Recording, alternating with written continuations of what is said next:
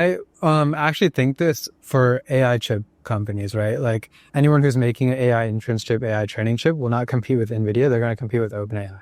And the reason for this is because when you create a chip, even if it's like, faster, better, more energy efficient, you're still not going to be able to sell it to like barely anyone. Even like, some startups that are doing LLM specific chips, they have really like trouble like selling these LLM specific chips to any major chip providers. And the reason is because no one wants to trust, like no major person wants to trust like, infrastructure that's used by millions of people on some startup's chip. In the past 12 years, Meta has only sourced from startups 2 times for this kind of stuff.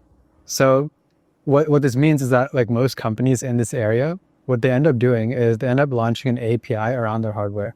So and what you do, like if you have a API around your hardware, then you're competing with other people who have, AI model APIs like Anthropic, OpenAI, and your differentiator is now Grok's differentiator, which is supposedly better hardware, right? So can you really compete? Like even if you had like 10x hardware, and that would mean that your developer experience is really good, but can you compete with OpenAI's distribution?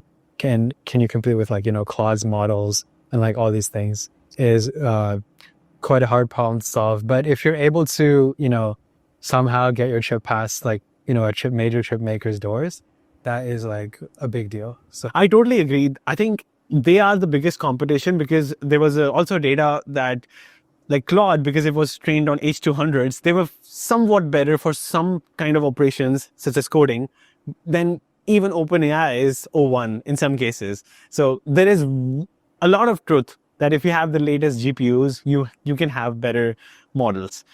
Okay, now... And I think, again, that's way, way more true with O1, right?